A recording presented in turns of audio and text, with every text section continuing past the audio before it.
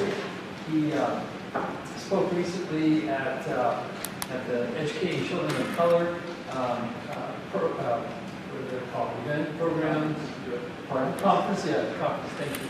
And it was really the keynote speaker there. He's also done work with our new teachers, and he does quite a bit of work around the district outside of just Discovery High School. But we've asked him to give you a little bit of the flavor of what he does with staff and others in terms of instruction in this area. So with that, I'll turn it over to Dr. Williams. All right, I'm going to do a quick change in devices. So while I'm doing that, I'm going to ask everyone to either, I like to do some interactive stuff. I don't like a lot of sitting here. So we're going to do some interactive at the beginning. I'm either going to ask you to take out your cell phone and open up to notes or something else, or grab a sticky note and a pen for an activity that we are going to do. And can I get a volunteer to kind of pass out sticky notes and pens if you want that? Otherwise, I'm going to ask you to get to something that you don't mind writing on or anything else on what we are going to do.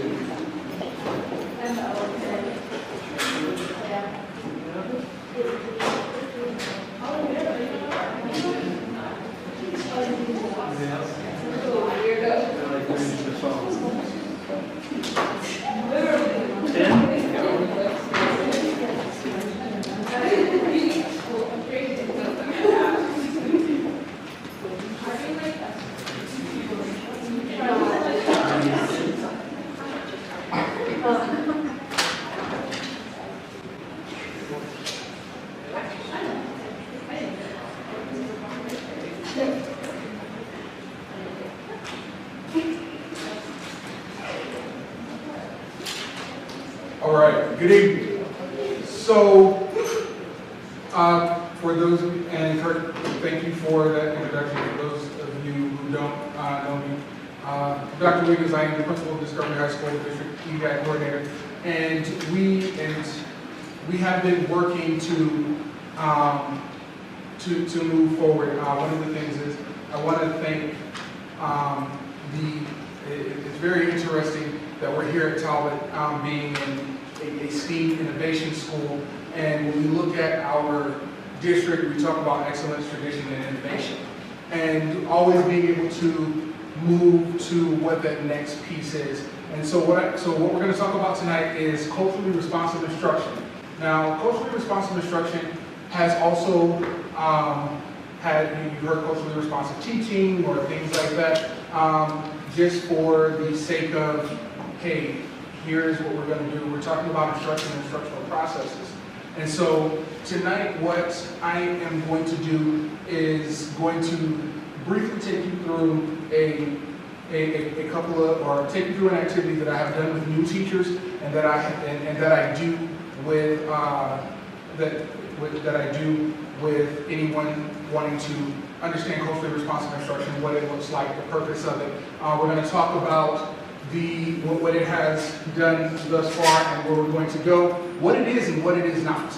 Because oftentimes there is a misnomer about culturally responsive instruction and what it is and what people may think that it is moving forward. And then we're going to talk about the connection and growth that we have moving forward here in Whiteville School District 3. So why it's important, and I don't usually like reading slides, but this is one that I will read when it comes down to this quote. The prevailing question is, how do I motivate?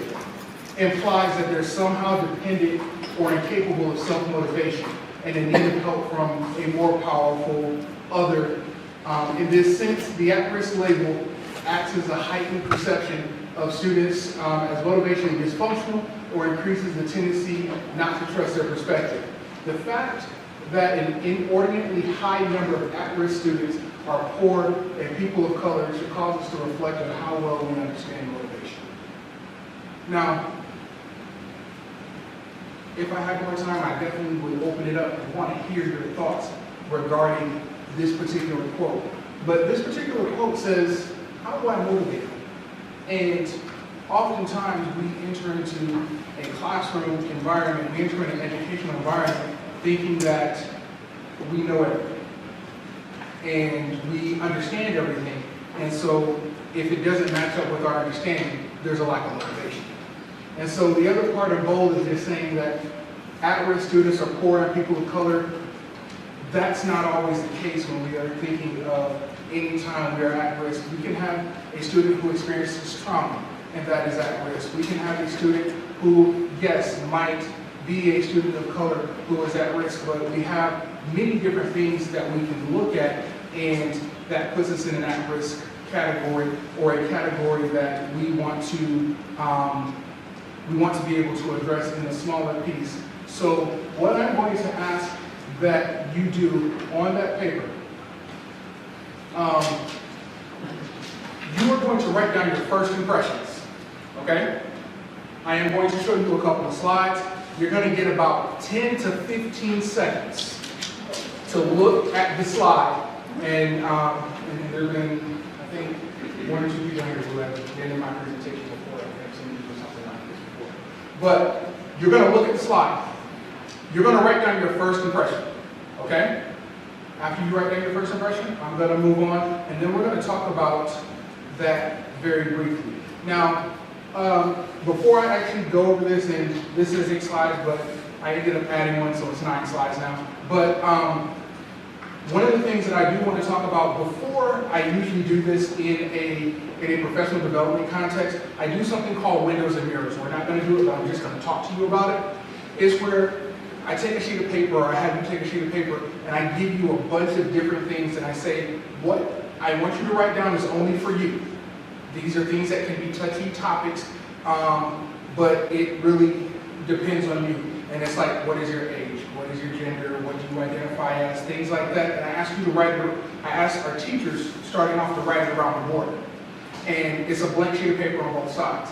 Then I ask them to fold it in half, tear out the middle, the words I want you facing, and I want you to look through. And when you look through, those words facing you are exactly how you see the world. You see them from your perspective. You see them from what your age is. You see them from what you identify as. You see them from your demographic. You see them from this. But the blank side, when somebody's looking at you, they don't know how you're looking at them. And so it comes into, we start looking at the mirrors, because that's how we look at it. The window is what we see out. And so I usually do that going into this activity about first impressions. So what I'm going to do is I'm going to give you about 15 to 20 seconds to look at this picture. I want you to write down your first impression, and then I'm going to move on. All right? Here we go. Go.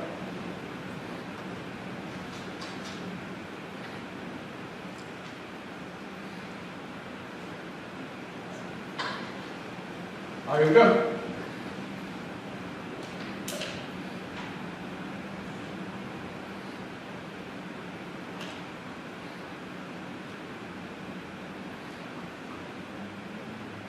Next slide.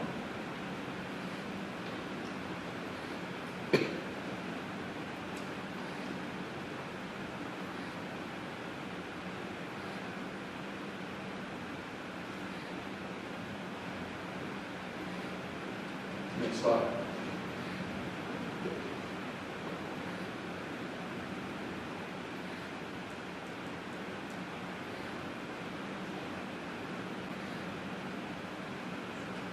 Next slide.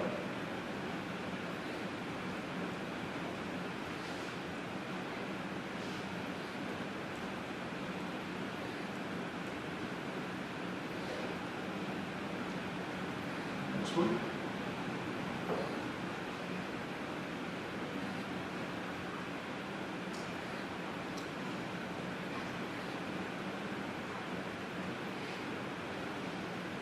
Next one.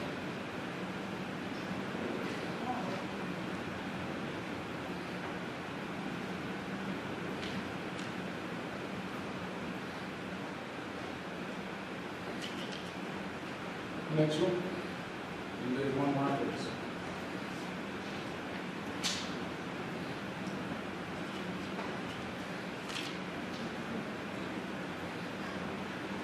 Last one. It's going to take a second to load, so just leave it.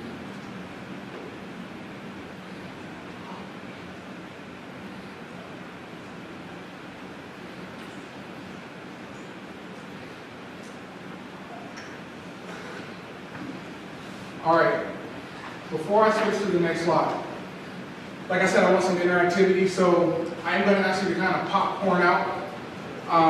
Slide number 1, very first thing, first impression, what did you write? Just kind of shout it out. Happy. Happy? Friends. Friends, besties, high school students? All right, first impression. These two students are 2018 National Merit Scholars. One of the things I will tell you is they do not know each other, and they attend the same school. All right? They don't know each other. They don't run in the same circles. They both happen to apply for National Merit Scholarships based upon their GPA, and they both received it. But they are not necessarily in the same classes, like know each other as friends outside of school. Okay? Second one, what did you put? Interested? Talking about something passionate, entertained. All right.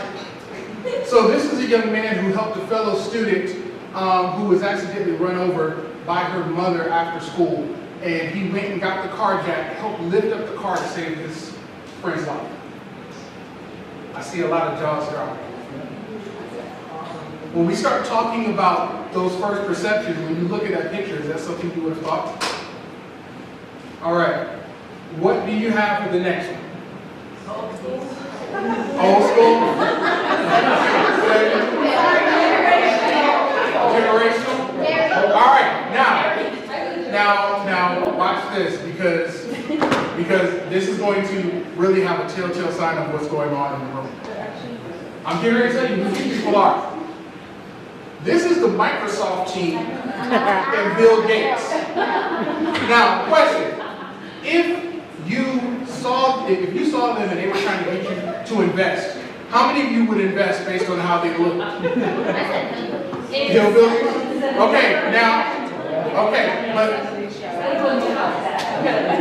Hey, there we go. But here's my question. How many of us are affected by the things that they did then? Yeah. I mean, cell phones, everything that we do. So when we start looking at that idea of first impressions, this all leads to culturally responsive instruction. What do we have for the next one? No, well, both of those were there. So let's skip to after Bill Gates. Determined, sports person. Okay, what was that? Thug. Okay. So usually when I do this type of presentation, the reason that we popcorn out is because we get various answers about what we get. But here is what I do want to show you. This young man is a 2017 Rhodes Scholar.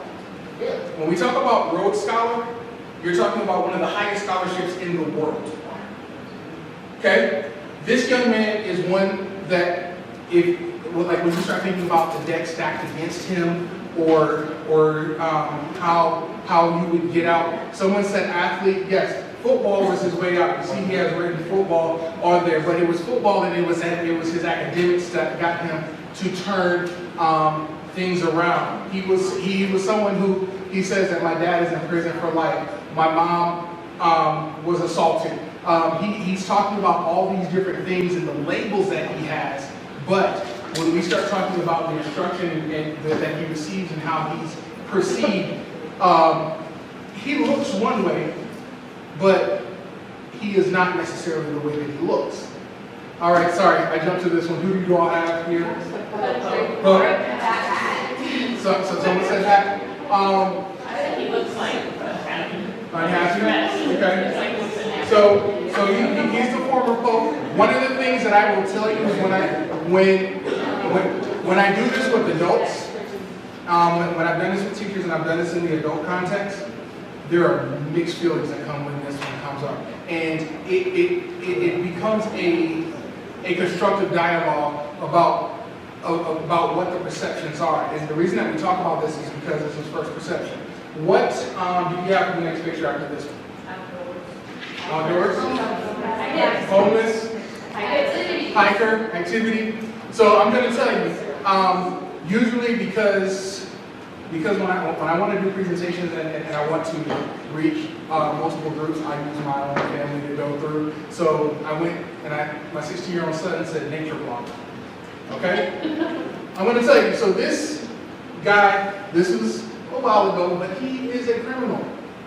And he is one of the, like, they just made a movie about him. He basically was 15 years old stealing airplanes and boats. And he was on the FBI's most wanted list. And one of the kind of things was they called him the barefoot bandit because he would like take off on the beach. And one time he left words in footprints, see ya, to the authorities as he was taking off. All right. So, what do you have for the next one? Survivor. Judge.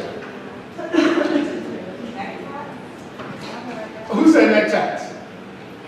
All right. No, the reason I said that because what my son said with that, he was like, dude in an angry hat with tattoos, with neck tattoos. I was like, okay. And even the more and more I do this, I didn't even pick up on, hey, what do you see? But this goes into that discussion.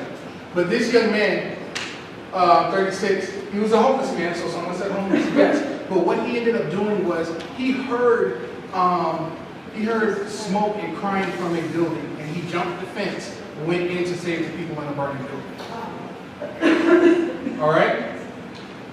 Now, judging by that perception of what you see, you might not think that's what he is doing, right? All right. Last question. What did you see in the last picture that was up there? School community. Huh? School community? Learning. Education, learning? All right. So, and it's going to take a second to load. Once it loads, all right. You know what this is? This is you. This is us. This is Whitefield School District 3 right now. These are pictures from this year. This is what our students are doing in these pictures. If you are actually in this or in these pictures, congratulations. And that way you know that I did not necessarily consult. You can move my bag if you need to. Sorry. So this is us right now. So why is this important, and what is culturally responsive instruction? Culturally responsive instruction is taking the academic standards, it's the relevance to our students' lives, equals culturally responsive instruction. And that's simply what it is. For my students in the room, I'm going to ask you, how many, and just by a show of hands, how many of you feel more connected with your learning when it takes into account who you are? If it takes into account who you are, you feel more connected. Okay? I'm going to switch up the question. And I got to feel I'm going to see the same hand for this. How many of you feel disconnected to some of the things that you're expected to learn? Hands went up higher. Now, how many of us going through school felt disconnected to some of the things that we were expected to learn? And when it related to us on a different level, we felt a bit more connected to it, right? That's exactly what culturally responsive instruction is. So if we want to use culturally responsive teaching to support, and oftentimes teaching and instruction in this realm are interchangeable, so that's why you'll hear culturally responsive teaching and culturally responsive instruction. Out of the book, Culturally Responsive Teaching in the Brain, if we want to understand the cognitive development, we're going to have to learn how it works with the brain. And when we're talking about how it works with the brain, this is research-based, where we know that we have higher order thinking, and if we can really connect with it on a deeper level, we help our students achieve more. We help our teachers be able to have a different experience. And so culturally responsive teaching is using that knowledge to reach all of our students. It's not just that cookie cutter, here's this one type of student, but it reaches all of them. And so we want our students to experience academic success. We want them to develop and maintain cultural competence. It's very important to understand what we bring to the table. Every time we look at how we come to a meeting, we're looking at what we're bringing to a table. As parents, when we go into a meeting at the school with the teacher, we know what we're bringing to the table. We know what our child is doing at home. When we're as students, we know how we feel in the classroom. And so we want to maintain what we call that cultural competence. And students develop critical consciousness in which they challenge the status quo of the current social order. One of the things that I will tell you yesterday, if we start looking at the news, and I had the dialogue with my wife yesterday, where we know yesterday there was this planned mass walk out at noon, no matter where you were, and it was supposed to happen at noon. And so my wife was having the discussion, and some of her students were talking about doing this. And so my wife works at a high school in a different district, but her students were talking about doing it.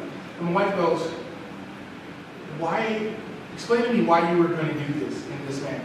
She goes, if I'm in McDonald's and I walk out and I stand in front of McDonald's, what am I protesting? And they were like, McDonald's? So she goes, so if you walk down in front of our school and just stand in front of our school, what does it look like you're protesting? The school?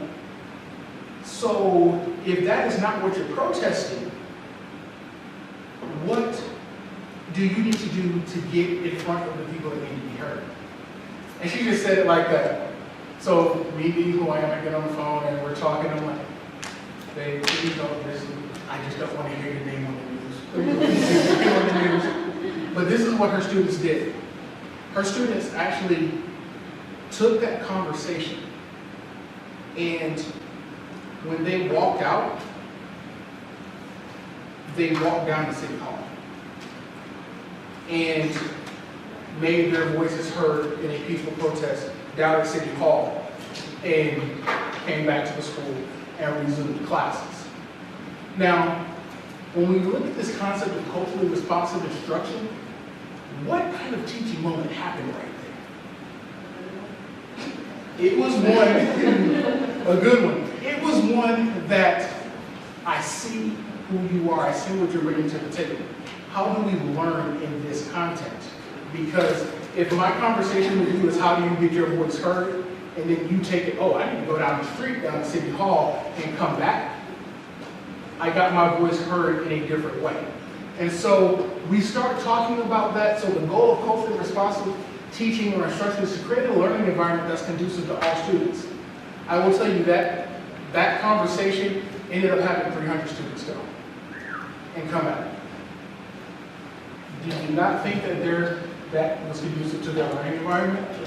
It's something. I have a question. What class were they in and why were they protesting? So this was actually something that was happening nationwide, and it was because of the school shooting in Tennessee. And it was initially thought to start in Tennessee, where they were going to protest dealing with gun laws and everything else, because they wanted something done in reference to the legislation. And so in starting with Tennessee, then somehow it got on social media, and then it was like, hey, we're going to do this here, we're going to do this here. And so all around social media, it was, hey, we're going to protest, we're going to walk out. And so then it got to this thing, okay, all right, and it got to like me as a school administrator, there's a possibility that your students might be walking out at noon because of such and such, such and such. And so it was one of those things that started as a snowball, and then how many of you get affected by social media? You see it? It starts there, and so maybe some students were just going along with it, but some students were probably still trying to align with that initial grassroots effort that was coming out of Tennessee. Yes? When we did it at Mesa, it was during our A lunch, so it was the majority of people from A lunch that just participated in it. We did have, I know one of our, teachers, she went out there and she like was handing out signs to people, so. So they were protesting gun laws? They're basically protesting to like protect the children and not like kind of advance gun laws. Oh, yeah. Because of how It was a nationwide call on our government to do something. City or school or something. That's what. So thank you all for that. So that sort of gives you that additional context. And so we've had students, and even students here, as you can hear, participate in something like that, and it doesn't matter what their ethnic background is, what their cultural background is, what their linguistic background is. When we start talking about how we're educating our students, it's every child, every classroom, every day. All right? This is something that you see in our TLC. This is something that you hear us say as Whitefield School District 3, and this is something that brings through. So the components of culture. Culture is like an iceberg. All right? You got your explicit. You got the things that you see. You see how we dress, what kind of language we use, what kind of music we listen to, what kind of food we eat, what kind of dances we do. How many people would feel put off if this is how we are judged just based on those things? No, I wouldn't. Right? And so when we look at this whole concept of an iceberg, you got the surface. If you have some careful observation, you know about eye contact, you know about facial expressions, you know about concept of time, personal space. One of the things that I will share, why this is a passion to me, I'm going to share with you the title of this book, and I will tell you this was in 1999 when I read the book, but it was a book that was provided to me the very first time I went overseas. Okay? The book was called Ugly Koreans, Ugly Americans. Okay? And the reason for the book was, it was kind of a how-to guide for those of us going to Korea for the first time. What are some of the things that Koreans do? And I was in Korea, so that's why I'm just using that specifically. I was in Taekwondo, South Korea, and it said, what are some of the things that Koreans do that Americans find offensive? What are some things that Americans do that Koreans find offensive? And it was supposed to be, which it was, one of those guides to help you navigate being in a different culture. Because I'm an American over in Korea, and I could easily do or say something that would be offensive. I'm not going to do the demonstration again, but Kirk might remember this one. But the way that we point, here in the U.S., we point with our index finger, right? Well, in us pointing with our index finger, I'll tell you in Korea, and often in some other Asian cultures, that's very derogatory. It feels like you're calling them a dog, you're putting them down. So oftentimes, they point with their middle finger. Well, if they're pointing with their middle finger, what's the middle finger to us here? Right? So how important is it to really understand that careful observation when we are talking about culture? And then we get to that big iceberg piece, those underlying values, the way we solve problems, our attitudes towards our elders, concept of past, present, and future, cooperation versus competition. One of the things that I will say, I'll go back to that text, Ugly Koreans, Ugly Americans, we're big on eye contact here. If we're having a conversation, I want eye contact. Even if I'm talking to you and it's, why did you do this? I still need you to look me in my eye, and your downward glance, well, you're not paying attention, now you're disrespecting me. Well, let's flip the script. In Korea, that downward glance means, you know what, I know that I'm wrong.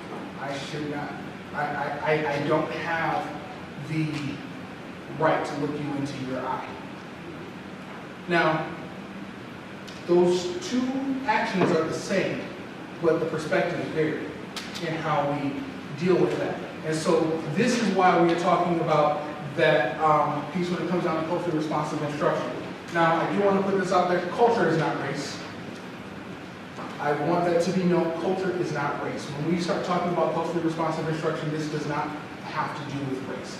Race may be a part of it, but you're also looking at socioeconomic status. You're looking at what we bring to the table. You are looking at just different things, and oftentimes there's a thought that it has to deal with color at all points in time. But we are in a microcosm of different races, different genders, different cultures, different backgrounds, different ethnicities, different demographics.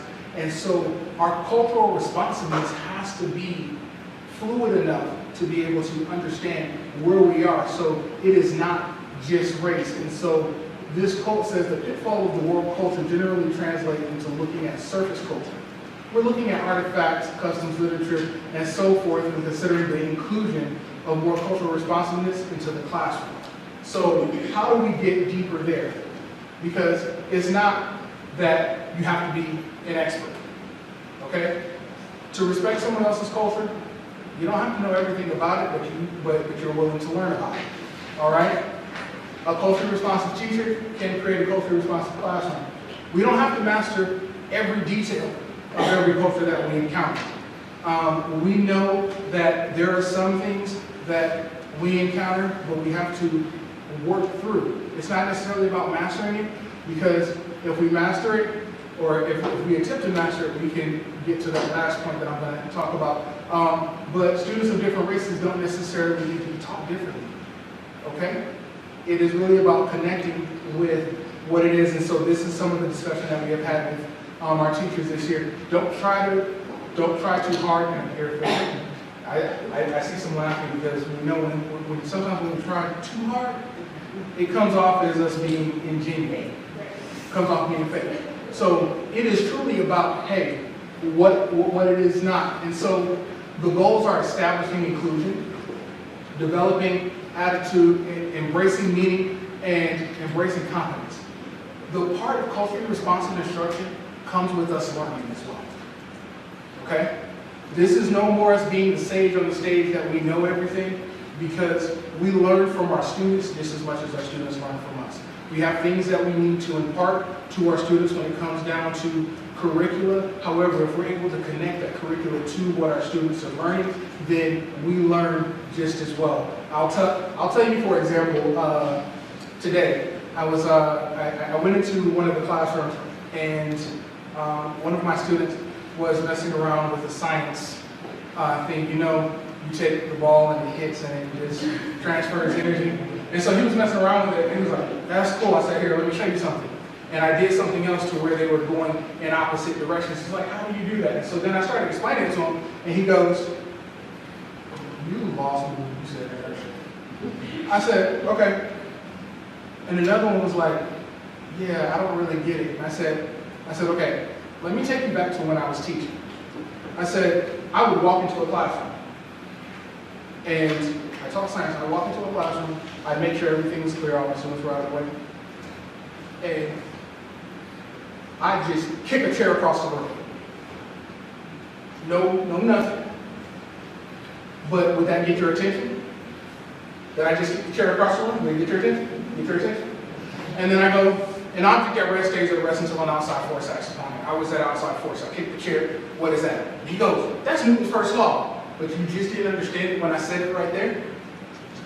And he goes, oh yeah, I remember that. And he's like, if I don't remember nothing else, I'm going to remember my crazy teacher kicking a chair across the room. But what did I do in that instant? I found a way to connect the learning to something that they're going to remember.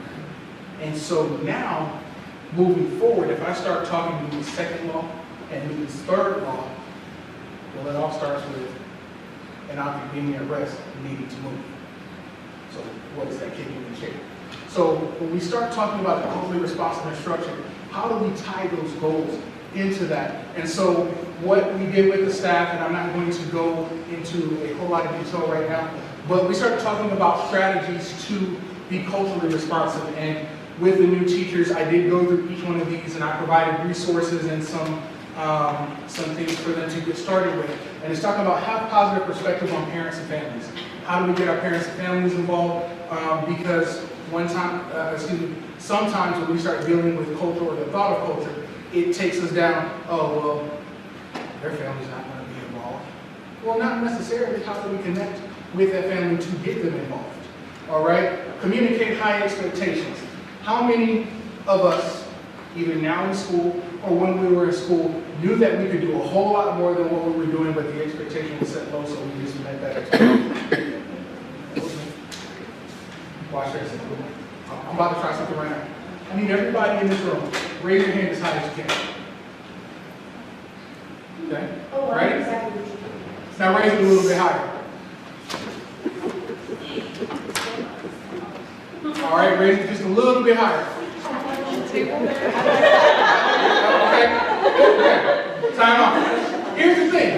If my first thing was raise it as high as you can, why didn't you stand up in the first one?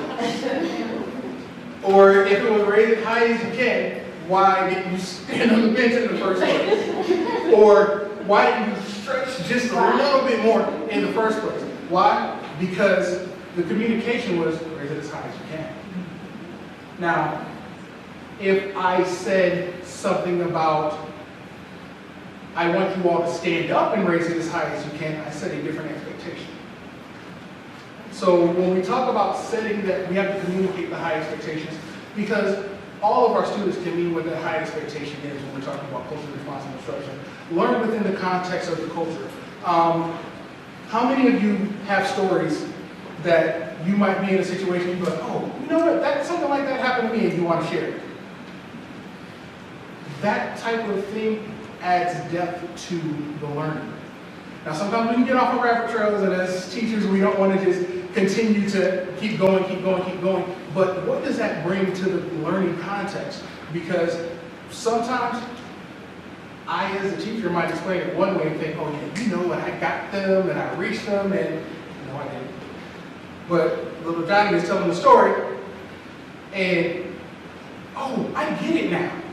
And how does that circle back to learning within context of the culture, providing students a sense of instruction? One of the things is our students have to be a part of the learning. They have to be a part of the instructional process. And we're going to talk about process in a second. Having culturally mediated instruction. It's not just, hey, this is how it goes, this is how it goes, this is how it goes. I can tell you, this year I had to sub in a classroom, and I was subbing in a science classroom. And since the last time I really taught science, there are 4 new elements added to the periodic table since the last periodic table from when I was actually in the classroom teaching. And I was like, okay, well, I know the concept behind the periodic table, but this is not the same periodic table that I was teaching. Concept's still the same, but I needed to be able to understand where I am. And so that changed my instruction just a little bit because of now the culture that I'm in. So when we start talking about culturally mediated instruction, is being able to read the room, being able to provide the instruction that's needed at that particular point in time, even to reach the goal. Reshape the learning experience. I can tell you some of the things that we do at Discovery reshapes our students' learning experience. When we talk about the things that have happened at Talbot and STEAM innovation, that's reshaping the learning experience. Because when our students experience what goes on in the classroom, they have a deeper connection rather than to me just telling me what it is. It's not about, hey, solve this math algorithm. But if I give you a problem and I say, hey, I have these plants and I want to build a garden, how do I do it? You're still using those same mathematical concepts, but you're applying experience to the process of learning. And teachers, a facilitator, once again, not a sage on the stage. I don't know it all. We don't know it all. The smartest person in the room is the learner. All right? And when we follow that, everybody has something to bring. Our students have something to bring. And so when we start connecting this to forward movement, our teachers here in the district undergo what we call the TLC, Teaching Learning Cycle. And I believe in 2015 they had version 2, the revamp. And starting in the fall, we're going to hit Teaching Learning Cycle 3.0. In 3.0, there is part of culturally responsive instruction that is now embedded in what that is going to look like for our teachers planning lessons moving forward. We also have SEL, social emotional learning, embedded in what that looks like moving forward. I can talk about that. I can talk about that as well. However, SEL, a lot of things with SEL fall in line with culturally responsive instruction as well. And so what we want to do is we go back to that every child, every classroom, every day. We want to provide instruction that honors unique qualities of individuals. We want to acknowledge and celebrate diversity in our classroom and in our community. We want to create international inclusive environments. One of the things that when this comes out, we have what we call guiding questions, or we have questions to guiding the mindset. So as our teachers start to plan for their instruction and to start planning their lesson, there are some questions that are put in place to think about, okay, what does this look like in this context? Being able to take that plan for the lesson deeper, and we are going to be doing some professional developments, and this is not a one and done thing. This is some ongoing professional development to really shape and change the way that we are thinking to make sure that we are including all of our students and making them feel a sense of belonging. Once again, we start talking about culturally responsive instruction, we talk about inclusion, but we move to a sense of belonging in the educational environment. And so we have prepared feedback that we are doing with the reflective focus areas. What does culturally responsive look like instruction when we're talking about our learning targets and our success criteria? What does it look like in our learning environment? The formative assessments that we use and the feedback that we get and give to our students. What does that look like, and how does that facilitate the engagement that we have going on? And so this is just the start of some of the work that we do. And when we talk about the ongoing feedback and learning, our new teachers during their new teacher orientation and mentoring this year sat through a presentation similar to this, where I did a bit more activities to start changing or challenging their status quo of what they were doing in the classroom. Giving them, hey, there's 6 types of teachers. What kind of teacher are you? What kind of teacher do you have? And really trying to start challenging the mindset. So as we continue to do this type of work, we're continuing to help grow, because we want to impact every student, every child, every classroom, every day. And so I want to thank you for your participation. If you have any questions, I'll answer those.